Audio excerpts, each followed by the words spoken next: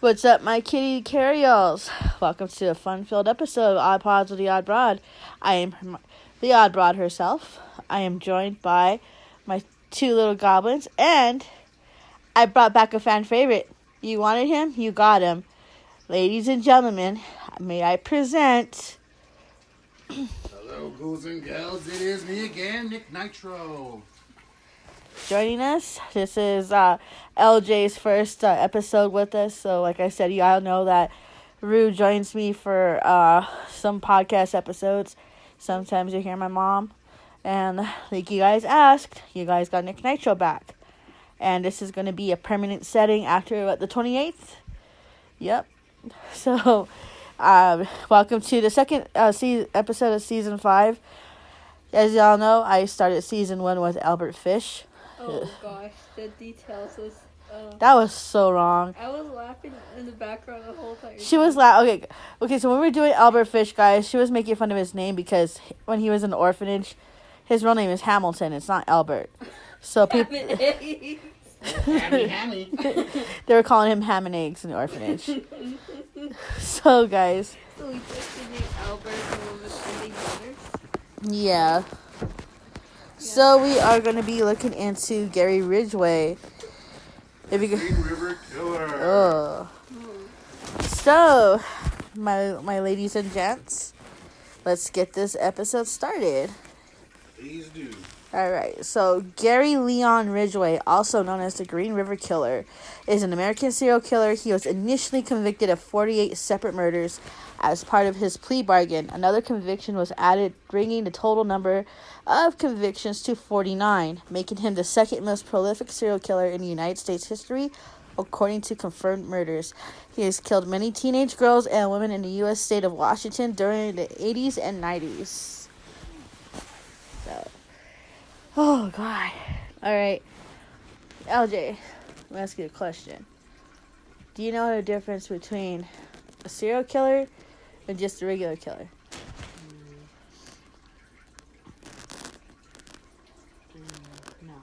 No.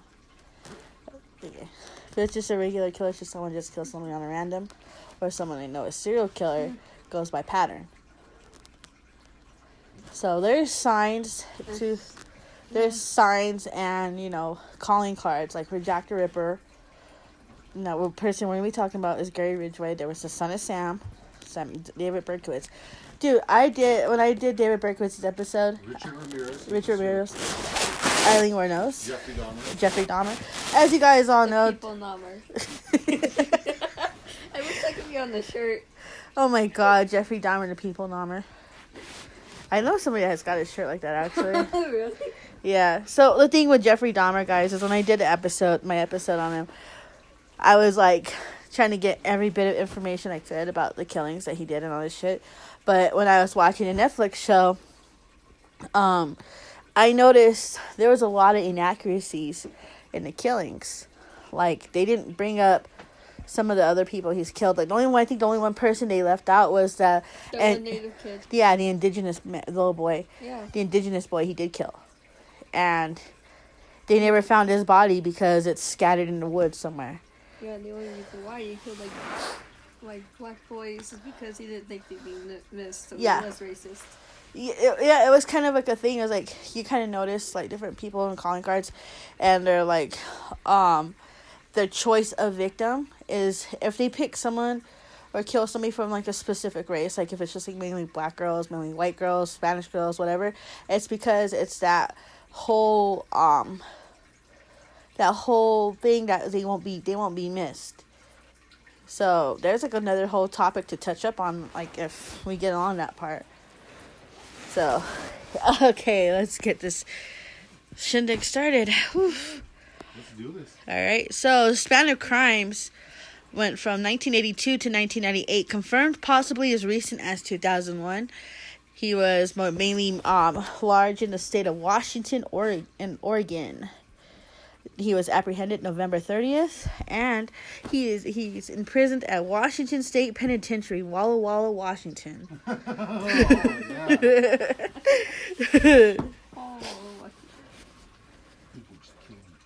Is that a spider? Ooh. Yeah. The actual spider shit? Yeah. It's Over 20 years, Ridgeway methodically raped and strangled scores of women, many of them prostitutes or runaways, dumping their bodies across the area of King County to confuse authorities. You know, he just scattering them all over. Yeah. Investigators believe that throughout his murderous spree, the seemingly mild-mannered Ridgeway never spoke to anyone of his killings or kept trophies of the grisly crimes. All the while, he maintained his longtime job as a truck painter at the Kenworth truck plant in Renton, and married for the third time. Damn. So the thing is, when it comes to, like I said, like Nick Nitro just mentioned, like prostitutes or runaways, that's what he specifically profiled. And this is like coming from, we got our news sources from news pages, Murderpedia, Wikipedia, and every other serial killer website we could find. And we actually have books too. But throughout the 80s and 90s, Ridgeway was said to believe to have murdered at least 71 teenage girls and women near Seattle and Tacoma, Washington. In court statements, Ridgeway later reported that he had killed so many that he had lost count. That's fucked. And the majority of the murders occurred between 82 and 84. The victims were either sex workers or runaways, who he picked up on Pacific Highway South. Wow. Ridgeway sometimes would show pictures of his son to trick them into trusting him.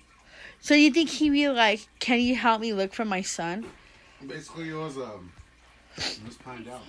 It was premeditated. Can you help me find He my knew what he son? was doing and It's knowing what he been wanted. Samuel. How to do it. I don't know, like it says, sometimes he showed women his son to trick them into trusting him. They would engage in sexual activity, and after minutes of intercourse, from behind, Ridgeway would wrap his forearm around the front of their necks and use an other arm to pull back tightly as he could, strangling them. He killed most victims in his home, truck, or secluded areas. Most of their bodies were dumped in woodland areas around the Green River, Seattle-Tacoma International Airport, and other dump sites within South King County. Damn. In July of 1982, the first body of Ridgeway's victim was discovered. Children found the strangled body of Wendy Caulfield, age 16, floated in Seattle's Green River. Over the following weeks, 4 more bodies were discovered in or along its banks. All women, all strangled. On August 15, 3 more bodies were found, and Detective David Reichert, I don't know how to say his last name. Reichert? I'm going to call him Reichert. Reichert, yeah. I'm just going to call him Dave. Detective Dave was one of the first authorities to arrive at the scene. Marcy Chapman, age 31, was found in the shallow water alongside the naked body of 17-year-old Cynthia Hines. Wow. And nearby in the undergrowth lay the body of Opal Mills, age 16, blue trousers knotted around her neck, breasts exposed, bruises apparent on her arms and legs. Jesus. Now, August 16th, 1982, a police task force is set up. After the King County Sheriff's Office set up the Green River Task Force to investigate the killings, the body count rose as more victims were discovered along the river and in the area around the Seattle-Tacoma International Airport. Over the next 2 years, the Green River killer sexually assaulted and murdered more than over 40 women. Every time he found a body, it was like hit on the head with a baseball bat. Reichert told Time Magazine. It's pretty sick, man. This dude, so... Yeah, this dude's got a lot of fucking kills on his belt, man. I mean, this is actually a thing from the well, okay, so here's a bit from his plea bargain, whatever. Deputy Prosecutor Jeffrey Bayard noted in court that the deal contained the names of 41 victims who would not be a subject of state versus Ridgeway if it were not to the plea agreement. The King County Prosecuting Attorney Norm Mailing explained the decision to make the deal. So the thing was, they gave him a deal to spare him from the death penalty. If he gave up his victims and whatever, he would also they would give him like a lighter sentence, or not even a lighter sentence. They would just like not put the death penalty on the table.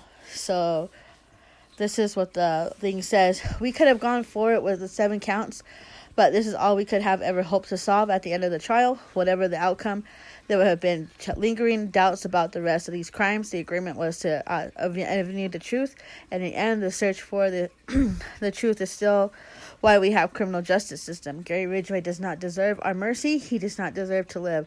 The mercy provided by today's resolution is directed not at Ridgway, but toward the families who have suffered so much. In 2003, Ridgway told investigators he stood against a fence during his original 1983 questioning to conceal scratches. Mavler had left his arm while trying to escape. Mavlar is actually one of the, or Melvar, I'm sorry, is actually one of the 18-year-old prostitutes that he killed.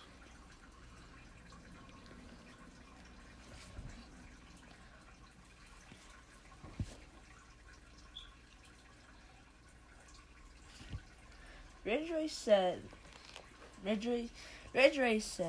he burned the scratches with the battery acid to disguise them once the detectives had left. It's pretty scary. I mean, to think someone actually premeditated how to kill someone and get rid of their bodies, or even just damaging their face so they wouldn't be recognized.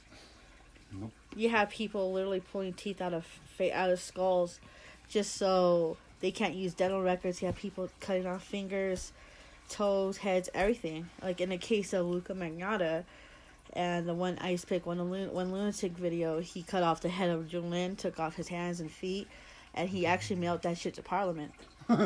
He's crazy, man. These people are nuts. Already a person of interest due to his known association with area prostitutes, Ridgway contacted police with the supposed intention of assistance. He then passed a polygraph test in which he denied killing any women. Wow. That's crazy. He was questioned after Melvar, because she was last seen by her boyfriend getting into a paint patch pickup with a dark-haired man about 30 to 40 years old. 4 days later, Jesus. Police questioned Ridgway at his home about his knowledge of Melvar, whom he denied knowing. In November, police once again spoke. November of 1983, my bad. Spoke with Ridgway about the murders, but he denied any knowledge of the victims, and authorities lacked evidence to connect him to any of the crimes. Fucker. Let's see. 1986, the police talked with Ted Bundy. Yeah, so the thing is about Ted Bundy was that he actually offered to profile the Green River Killer, because even the shit that Gary Ridgway did appalled Ted Bundy, and we all know Ted Bundy was a lady killer, so... Yeah.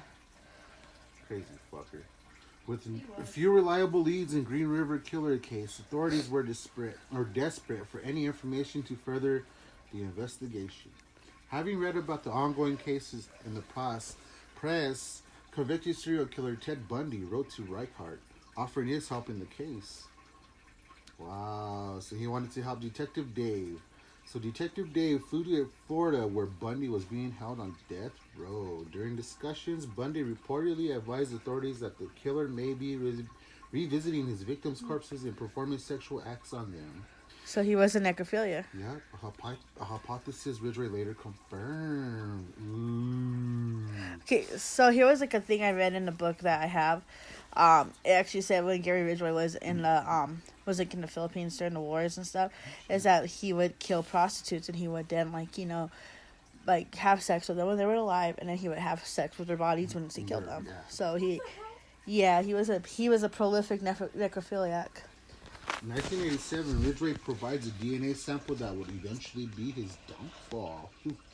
Saliva. Because Ridgway was the last person allegedly seen with the 2 last victims, police eventually searched his home and vehicles in 1987 in connection with the murders.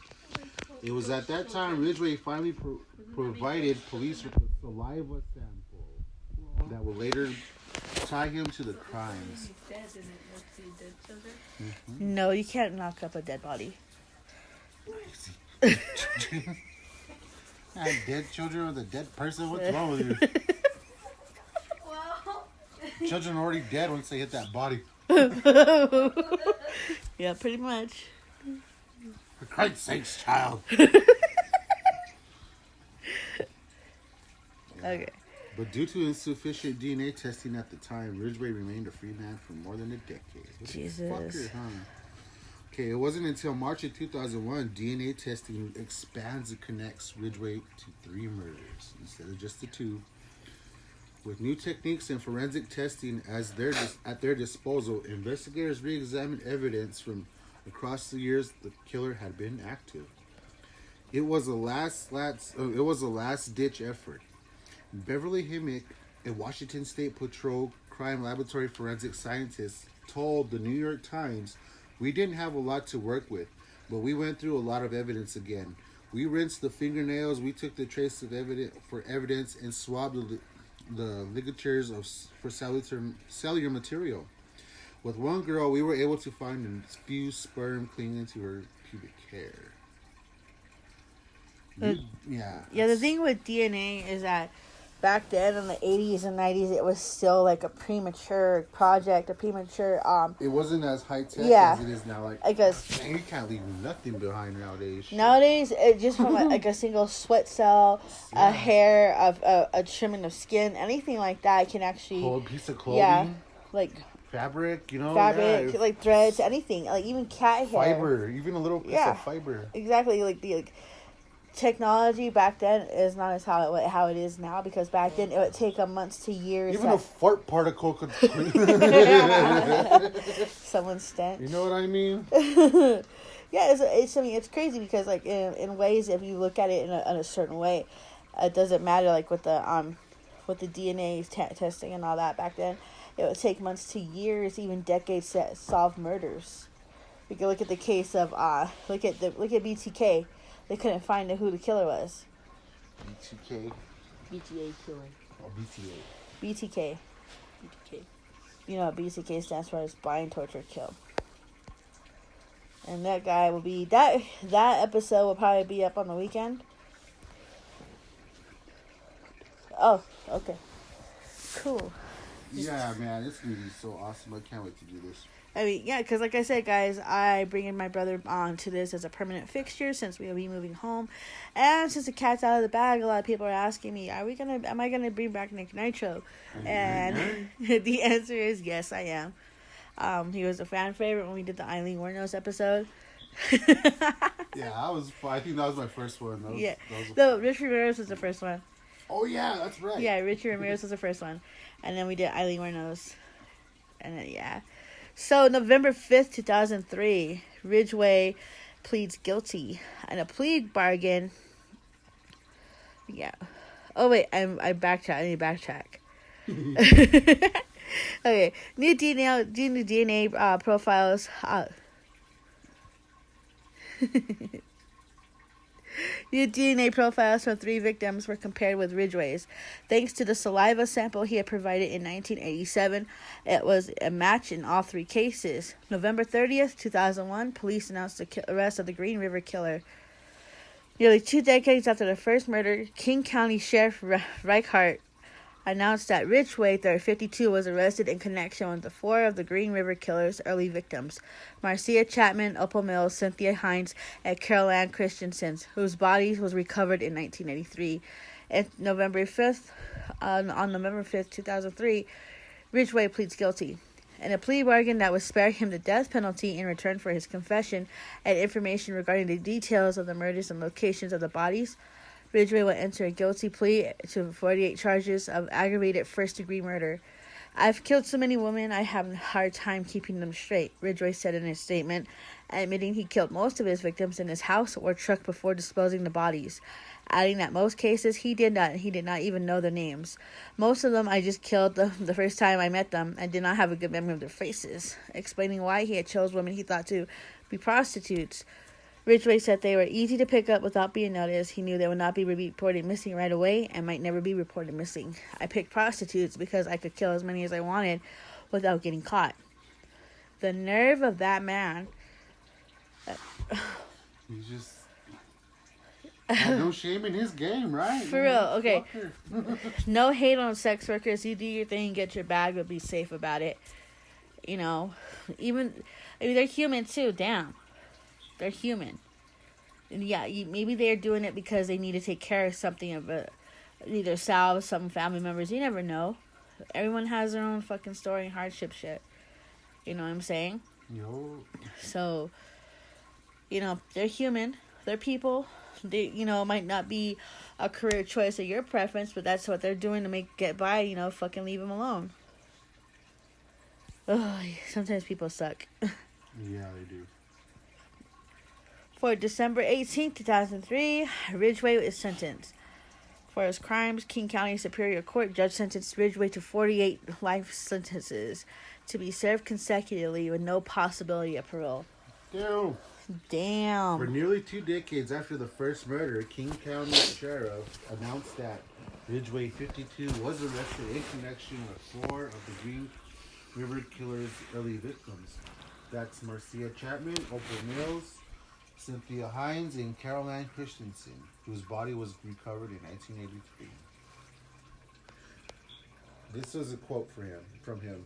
I killed so many, like you said, I killed so many women, I have a hard time keeping them straight. I thought, I read that the wrong way the other day. My eyes are fucking tired. I killed some women because I wasn't straight. Most of the time I killed them the first time I met them, and I do not have a good memory of their faces. Jesus. Yeah. So... He said even I picked prostitutes because I thought I could kill as many of them as I wanted without getting caught. Like I said, the nerve of this dude. Yeah, Alright, man. so this is the victim list. Wendy Lee Caulfield, 16. Giselle Ann Laverne, 19. Deborah Lynn Bonner, 23. Marcia Faye Chapman, 31. Opal Charmaine Mills, 16. Terry Renee Milligan, 16. Mary Bridget Meehan, 18. Deborah Lauren Estes, 15. Linda Jane Rule, 16. Denise Darcel Bush, 23. Shonda Lee Summers, 16. Shirley Marie Sherrill, 18. Colleen Renee Brockman, 15. Alma Ann Smith, 18. Dolores Laverne Williams, 17. Gail Lynn Matthews, 23. Andrea M. Childers, 19. Sandra K. Galbert, 17. Kimmy K. Pister, 16. Marie M. Malvar, 18. Carol Ann Christensen, 21. Martina Teresa Otherly, 18. Cheryl Lee Wims, 18. Yvonne Shelley Antosh, 19. Carrie A. Royce, 15. Constance Elizabeth Naon, 19. Kelly Marie Ware, 22. Tina Marie Thompson, 21. April Dawn Buttram, 16. Debbie Mae Abernathy, 26. Tracy Ann Winston, 19.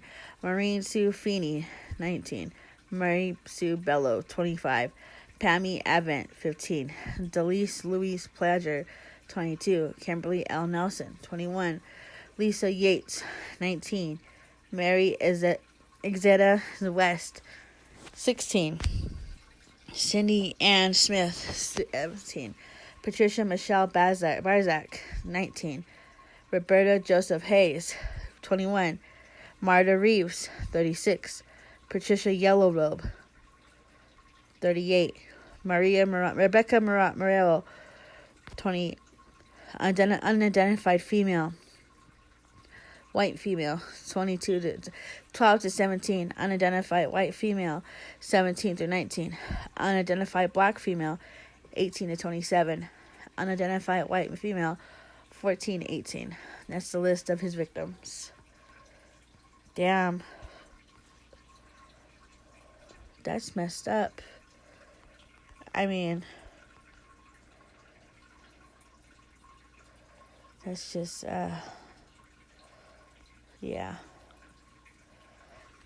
6 sinister facts about Gary Ridgway. Okay. Number 1, Gary justified his murder of prostitutes by telling police, "You guys can't control them, but I can." Number 2, he often returned to his dumping grounds to have sex with his victims, like he said. He claimed he sometimes returned to have sex with them for 2 to 3 days. To the flies came. Sick fuck. It became such a compulsion that he began burying their bodies rather than risk rest. Number 3. Gary once stated that he killed so many women he lost count. Of course, just like he said. Number 4. TV reporter Charlie Hager, I don't know. I'm just gonna call him Charlie.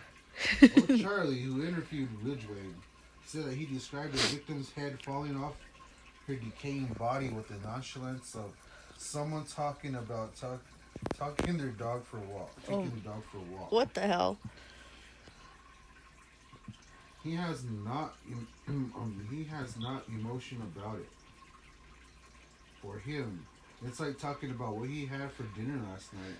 There's no connection there. This dude. Number 5. He once said he avoided killing family members only because it would have been easier to get caught. Whoa. Well, that's kind of smart. Number 6. And the final sinister fact. His second wife told police that Ridgeway would often take her to have sex where the Green River Killer's bodies had been found. Wow. Like he was taking her back to where his stomping grounds. Sick bastard, I swear. Alright, guys. So here's the thing. Another factor for you. Patricia Ann Yellow Robe was a member of the Chippewa Cree Nation. And she was... she was registered at the Rocky Boy Indian Reservation. So she was a confirmed murder victim of the Green River Killer because they found sperm on her. That's fucked. And you know, we are advocates of the MMIW movement. And that's really upsetting. Because we have so many missing people and we don't know if they've fallen prey to, serial killers or just very vile people in general. The strange thing about Gary Ridgeway is if you didn't know the depravity of, if you didn't know the evil that this guy could be committed, you would have no clue. You talked on the phone with him. I wouldn't doubt it. I mean, we could take into consideration, okay, say you're in the store, you bump into somebody, and they just look at you kind of fucked up. You never know, they might be a serial killer or something. Like they could be buying supplies for their next fucking spree or some shit. Oh. You never know. Right. I mean, the dude they be the dude buying chicken next door, be buying chicken right next to you, might be feeding it raw to some person he's got locked up in a basement somewhere. Yeah. Hey, there's another list of suspected but unconfirmed victims. Read it out. Okay. Tammy Vincent, age 17, disappeared August 1979. Amina Akshif, age 35, disappeared July 7, 1982. Casey Ann Lee Woods, age 16, disappeared August 28, 1982. Tammy Lyles, age 16, disappeared June 9, 1983. Kelly K. McGinnis, age 18, disappeared June 28, 1983. Angela Marie Gardner, Gregor?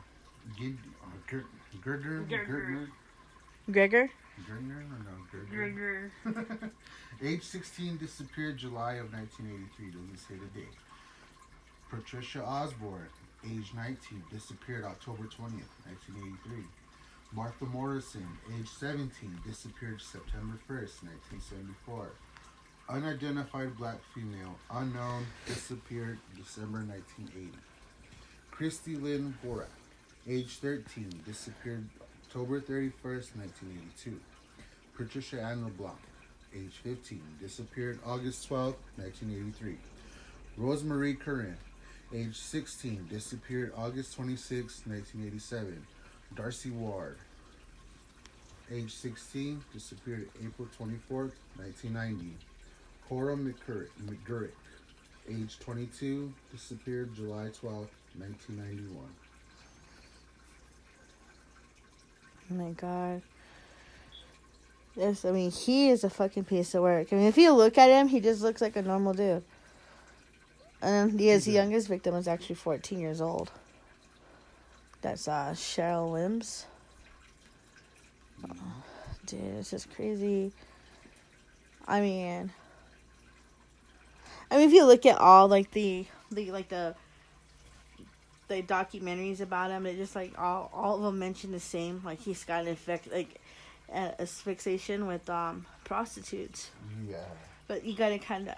It's not only just because they won't be missed or they won't be reported missing. Is that even what I've learned doing this thing along the way is that they always have some kind of modus operandi. It doesn't matter if it's because maybe it's something that got scorned. Look at the case of Ted Bundy. He got dumped by a brunette woman with long hair. Who did he kill mostly? Long-haired brunette women. Yeah, brunettes. Yeah, that's right. So, same with... Oh, fuck, who does it? Only killed a certain type of women. Yeah. I mean, if you look at characteristics, you have to actually mention the characteristics too. It's like you never know. They could be like, blonde hair, blue eyes, and the killer would go after someone with blue hair and blue eyes. Like in Bundy's case, and then after he started getting reckless, and that's when he went after everybody in that sorority house. Hey, did we ever do his biography first? Like how, everything, like his birthday and everything? No, we didn't. Okay, well, Gary Leon Ridgway was born on February 18th of 1949 in Salt Lake City, Utah. He had two more brothers, and his childhood was, well, let's say troubled, but no signs of abuse are reported. His father was a bus driver, and apparently he used to tell Gary a lot of stories about whores and how they used to stay away from them because whores are bad. He grew up with these lessons he received from his father. His mother was told to be slightly controlling, and some believe that Gary may have been sexually attracted to her. Okay, there you go. Wow. The whores. The whores. The whores. The whores. His father was the root of it. There you go. That's the premise. Yeah, that's the premise. And then there's a psychological term for like kids being attracted to their parents. Psychological. Hold on, let me look at it. I don't remember the name. His teenage years were troubled as well. He wasn't the brightest in the school and was described by his classmates as forgettable. No one knew exactly what was going on in his little mind. At age 16, he lured a kid into the woods and stabbed him. While walking away, according to the victims in Gary's own statement, he said, "I always wondered what it would be like to kill someone." The victim didn't die, however. He suffered a wound to his liver, though. Whoa.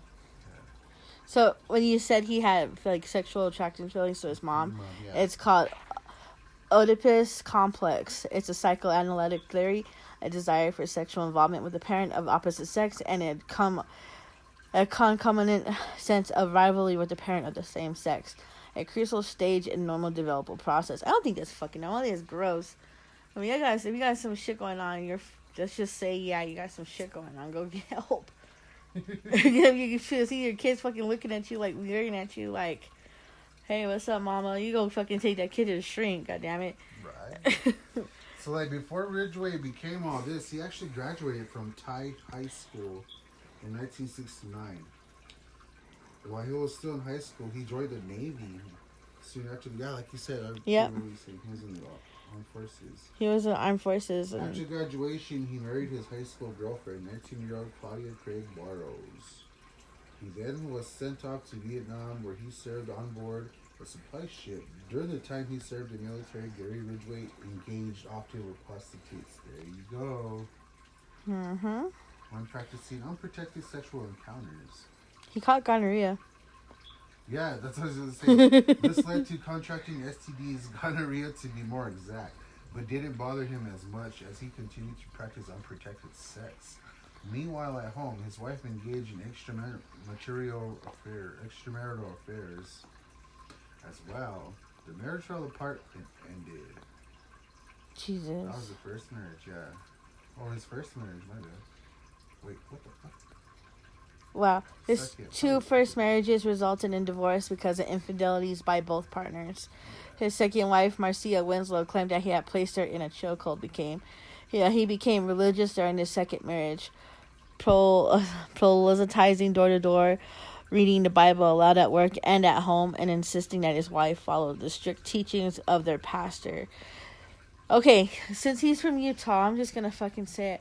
Was he just like a regular Christian Catholic, or do you think he was one of those Mormon people? I think he was probably a Mormon guy because the way actually, you think about it, the Mormons didn't like whores. Like, true, they don't like whores. I mean, let's see. I'm gonna Google it because I have to. What was Gary Ridgway's? I put Gabby. Gabby Ridgway. Religion. What you are? He's a Baptist. My bad. He's a Baptist. Oh my god. Yeah, so to come to terms with that, you gotta remember, if you're like, some people of a fanatic religion can actually, have some mental tweaks. I'm just saying, because if you don't remember, I did do a cult episode on some religions. I got some shit for that. I did get some harassing emails about that though. Yeah. YOLO. Like, seriously. It's like, I called out. I fucking mentioned Scientology and they sent me an email. No way. Fucking asking me if I was interested in coming in and doing an audit session. I'm like, fuck no. How'd you get my email, bro? Seriously. That's crazy. During his last marriage, he slowed down and killed far less victims. Wow. His killing seems to have started after his second divorce, slowing down significantly after his third marriage. So that's kind of weird. See, according to the women in his life, Ridgway had an insatiable sexual appetite. His three ex-wives and several ex-girlfriends reported that he demanded sex from them several times a day. He often would want to have sex in a public area or in the woods. Ridgway himself admitted to having a fixation with sex workers with whom he had a love-hate relationship with. He frequently complained about their presence in his neighborhood, but he also took advantage of their services regularly. So he was a fucking hypocrite.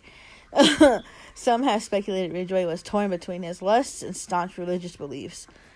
Wow. I kind of hate when they throw religion into it. Like, I did it because Jesus told me to. Joseph Smith told me to kill her. The devil made you do it. Lucifer. He once went camping with his son and the remains of one of his victims? What the shit? Yeah. Oh my god. Like, he doesn't always tell the story. That's like a fact or whatever. Holy shit, that's fucking raunchy. Oh my god. That is insane. That's pretty scary.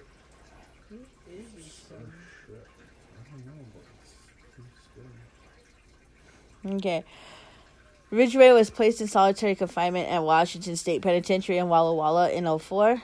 On May 2015, he was transferred to USP Florence High, a high-security federal prison east of Canyon City, Colorado. In 2015, after a public outcry, discussions with Governor Jay Inslee, Corrections Secretary Bernie Warner announced that Ridgway would be transferred back to Washington to be easily accessible for open murder investigations. Ridgway was returned by chartered plane to Washington State Penitentiary in Walla Walla from USP Florence High in October 2015. I don't know why they fucking moved him. That's kind of stupid. No, they picked up 3 people before he was actually arrested. The first arrest police made was on August 20th of 1982. But while the suspect was in custody, the real Green River Killer abducted 16-year-old Terry Milligan, a sex worker from the SeaTac Strip. Wow. That's crazy. The first suspect was let go in September. Police picked up their second suspect, Charles Clinton Clark, who had been accused of raping 2 prostitutes. He confessed to the rapes, but while behind bars, 19-year-old Mary Meehan disappeared from the script and was proof enough that Park wasn't a Green River killer. Even though he was the rapist, finally in October that same year, a taxi driver named Melvin Wayne, a SeaTac strip regular, was arrested. That's 3. He failed a polygraph test, and yet again, while the police suspected was in custody, 3 more women were killed. Shonda Summers, age 17, Denise Bush, age 23, and Shirley Sherrill, age 18. So police let him go. That's crazy. I mean, it's just like it's like one after another. All these. I mean, I know how everyone's freaking, like, it's like a mass hysteria when, you know, they don't want to look for the people right away. He was actually leaving a double life. Yeah, he was. He was like normal 1 minute and then fucking kill her the next. Yeah. I mean, make it make sense. I mean, if he could get away with that shit and live to like look at a BTK killer. Take Dennis Rader for example. He lived a double life too. He was killing people, then going home to his family. His daughter found out he was a BTK on live TV. He was even seen missing with a missing prostitute. February 23rd, 1983, before Marie went missing, police stopped Ridgeway in his pickup and the prostitute Kelly McGinnis. Ridgeway said they were on a date and police let them go. 4 months later, Kelly disappeared and her body was never found. His van also matched the description of the car that picked up both Marie and Kimmy. Wow. Basically, they're just fucking letting him go. They didn't have to cops to fuck up. They should have been like, you know. Like, that's Look, okay, did you watch Dahmer? Yeah. Okay. Yo, Okay, so what happened with the 14-year-old boy? The cops fucking let him go. Yeah, because Dahmer said that it was his boyfriend and that he got too drunk. And so he lay him on the couch and basically the cops let him go just for saying that. Plus, yeah, because they didn't want to deal with any gay stuff. Like, they didn't want to bother checking the kid's ID or anything. The fact that he was naked running down the street.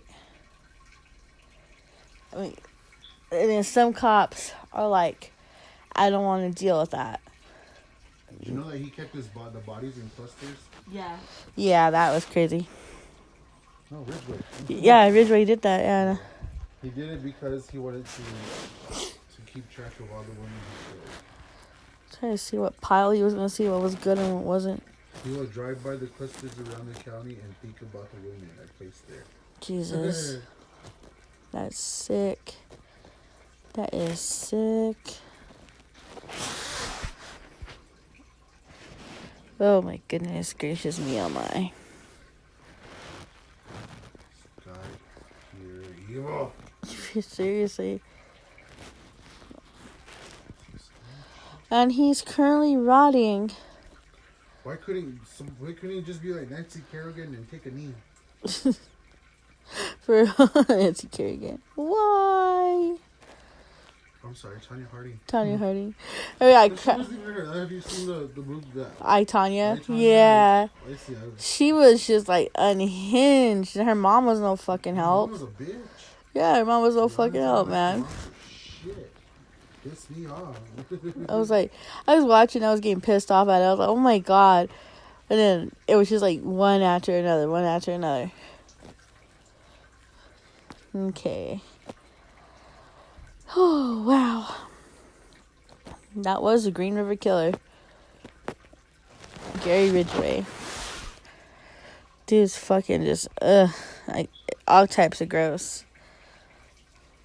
But we do know the root of his fixation of prostitutes started with his dad. Because his dad told him Whores are bad. Oh my god. It's like people who condition their kids to like hate a certain thing. Yeah. It's like you have to be careful when you have kids because they're like sponges. They fucking suck up everything. It, yes, they absorb any negative energy, any whatever they yeah. put on.